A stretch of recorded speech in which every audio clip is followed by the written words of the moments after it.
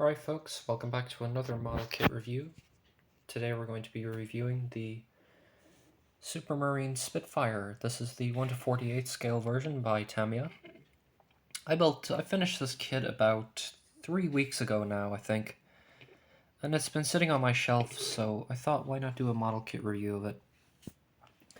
Now this kit was quite anticipated because, mainly for the reason that I've heard that this is the best Spitfire model that you can get, or rather you can build in 1:48 scale. I know there's versions by Edward, but I've not got around to building them yet.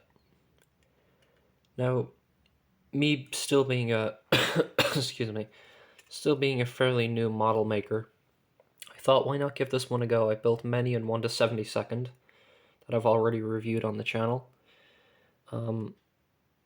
And I think this kit was absolutely fantastic. It went together so well. It's so well detailed. I did not install the pilot in my model. I wanted to go for a bit more of a weathered look. That's why I added scratch marks and things like that. Unfortunately, I sort of messed up with the decal application. I'm still kind of getting used to that, to be honest. I did attempt some weathering, but with oils, but unfortunately that didn't really work out. I didn't build this kit correctly. You can see how there's scuff marks there. When I was painting the underside of this kit, I used masking tape, and I put the masking tape on top. I'm trying not to break the wires, but I put masking tape on top to sort of stop the paint from flowing under. But unfortunately, that's exactly what happened, and the sort of adhesive on the masking tape mixed in with the glue when it dried and left all these scuff marks, so that's very disappointing. But other than that, I think the kit turned out really well, and this would be definitely a kit I would even recommend beginners to build, because honestly, it went together so well.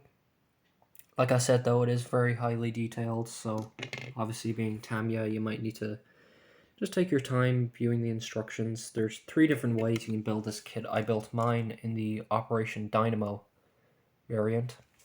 The prop does spin, as you can see. All in all, I think it was an absolutely fantastic kit, and one I'd recommend anyone to build. And just for comparison, I have the 1:48 Messerschmitt BF109. So if you want to build both of these kits, they look fantastic on a shelf together. And I've already reviewed this kit on my channel, by the way, so I think they're really good together. This is from 1998. I think this is 2013, so a little bit of difference in terms of molding, but they go so well together.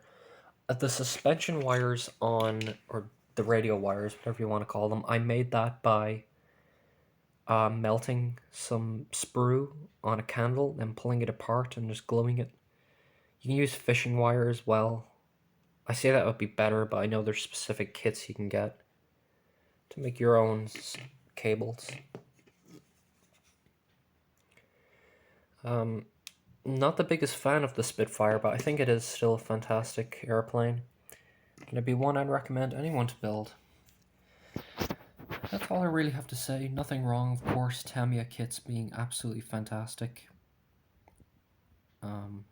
And the Spitfire was an absolute dream to build. Alright, that concludes this short little review. Hopefully you enjoyed, and I'll see you in the next video.